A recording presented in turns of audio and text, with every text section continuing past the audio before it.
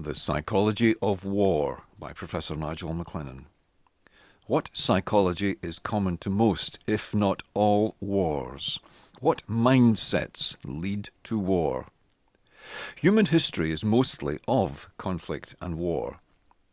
History teaches many lessons but has few students. It seems that the main fact that humans can learn from history is that humans don't learn from history.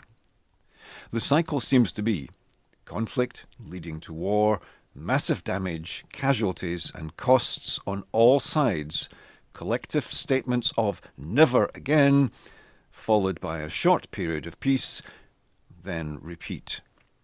War seems so much part of the human condition that it is reasonable to ask, are humans hardwired for war?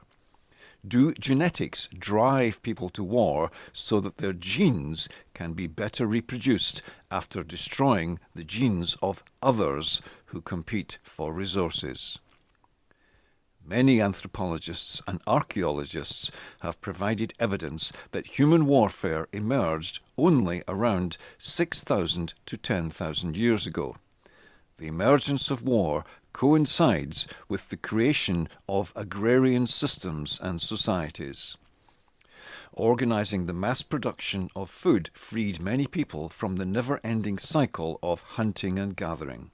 That, in turn, enabled some people to live off the labor of others. A leadership class then emerged.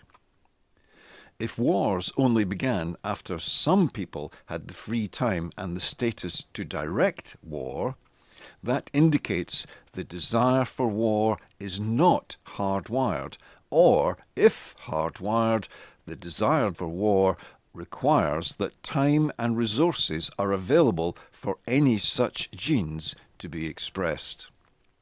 In the last 3,000 years, there have been few periods without war in Europe, where richer nations appear to have the genes, the time, and the resources. However, since the foundation of the forerunner of the EU in the aftermath of World War II, there have been no wars between any members of the EU, despite having the same gene pool and vast time and resources being available. What explains the outbreak of nearly 80 years of peace? Perhaps people who trade together, work together and make decisions together and have peaceful ways of resolving the inevitable conflicts do not make war on each other. Possibly, where there is shared law and equal access to justice, creating the mechanisms of trust, people generally live in peace despite any minor disagreements. If war were hardwired and made possible by time and resource availability, such trading and cooperation structures as in the EU would not prevent war. Most civil wars in recent history took place despite all of the above apparently being in place. Perhaps when those systems break down, war is still possible or is even inevitable. For example, when one or both parties to a potential civil war are not prepared to accept a shared solution, or there is no mechanism to find or implement a new mutually acceptable status quo, perhaps war or the separation of the parties into new countries is the only way to resolve the conflict. That has been the solution to many conflicts. 3 examples from recent history are the former Yugoslavia, East Timor and Sudan in Africa. Indeed, many countries were formed under exactly those circumstances. War could be a toxic side effect induced by the type of people who enter politics. The characteristics widely thought to be necessary to thrive in political systems are mendacity, narcissism, and psychopathy.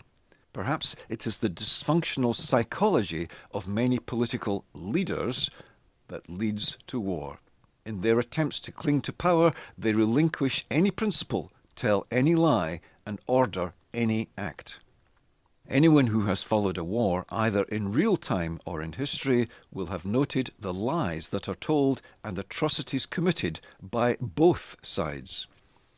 Truth is the first casualty of war, although often stated as a truism, is itself not true. By the time someone is in a position to call for or order war, truth and integrity have long since been accepted as ongoing collateral damage in their quest for power. War reveals that mendacity more starkly. Some wars are fought over control of or access to resources. Most species of animal only kill to eat. Those that kill but do not eat usually do so only if they are under actual physical threat. Humans will kill each other if their ideas are under threat. Many wars are fought over political ideology, religion, values, beliefs, governmental systems, etc. Perhaps ideologies can work in a way similar to genes. Could it be that humans compete for their ideas to be accepted? Do humans conflate personal survival with the acceptance of their ideas? Do people need validation so much that they are willing to go to war for it? While that may sound irrational, it seems to be so when people declare such as, "I am willing to kill or die for my beliefs." Here is an example from the Cold War era. "I'd rather be dead than red." Politicians throughout history have directed people to commit murder on a huge scale over arbitrary ideas such as countries. "Patriotism is the last refuge of scoundrels," was said by Winston Churchill before he too took refuge in the idea of country. Since few people are prepared to harm anyone, let alone those who are just like them, it is necessary for politicians who wish to war to otherize, to create an enemy, to spin that enemy as an existential threat to their people, to their way of life, to their ideas. The horrors of war are only possible if decent people can be convinced to murder, if they become the universal soldier, as so well explained in the song By That Name by Buffy Sainte-Marie.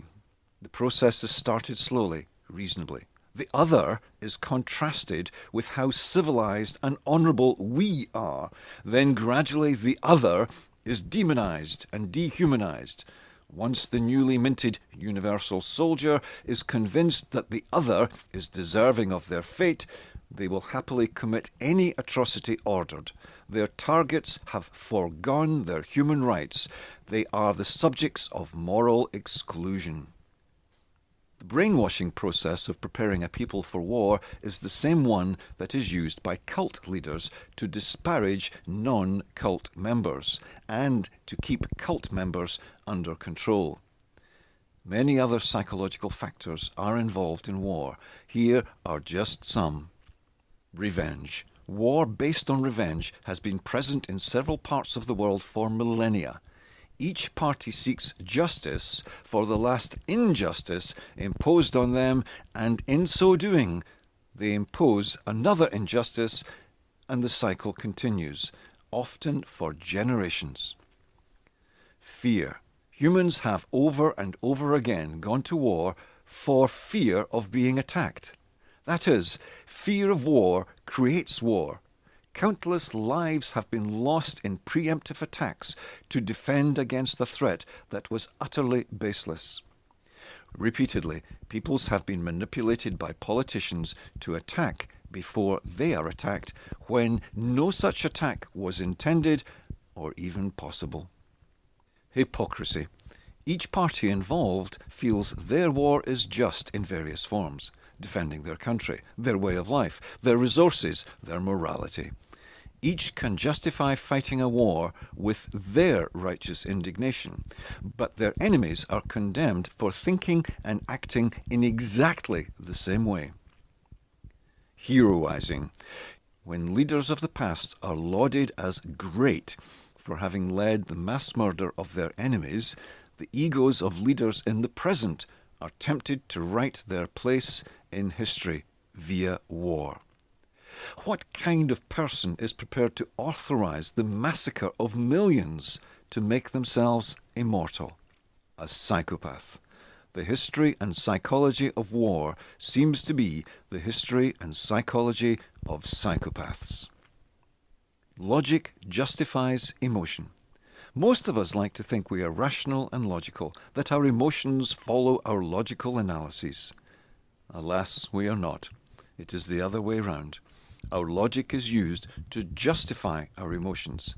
Even the most base of emotions can be justified with logic in very predictable ways.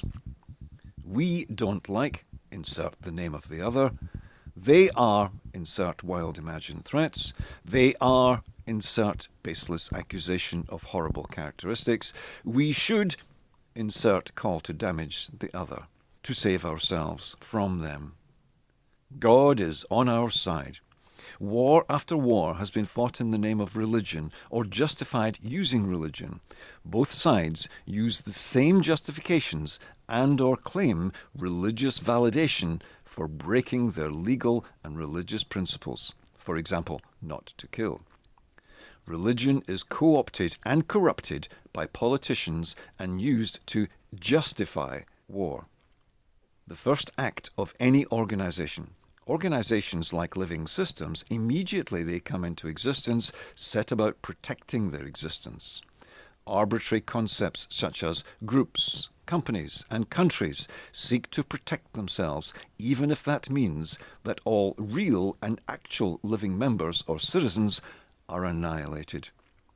Governments have massacred their own people in the name of the party. Groupthink. When a group of people comes together, they quickly adopt shared norms. If the group had been pre-selected for their shared view of the world, those norms have no means of being challenged. Any and all information which a rational, objective person could see would challenge the group's dysfunctional thinking is interpreted by the group as evidence to support their thinking. Such delusional reinterpretation of reality is common in many mental disorders.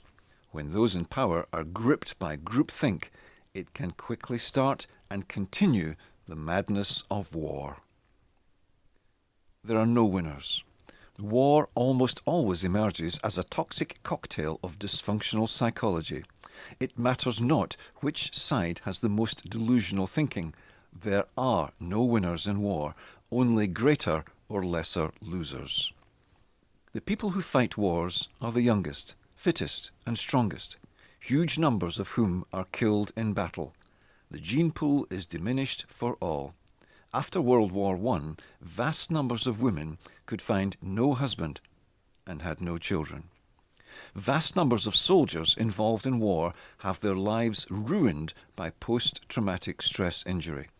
They suffer nightmares for life. Their relationships are impaired. Holding down a normal career is difficult. Depression, anxiety, alcoholism, unemployment, homelessness, and suicide are all higher in those unlucky enough to have seen the reality of war. Few peoples have avoided paying massive costs for going to war. Are the costs of directing a country to go to war borne by those who direct it? No. Political systems seem to immunize those who start wars from the consequences of their decisions. Perhaps that immunity makes them more likely to lay down the lives of others to protect or enhance their own lives and positions.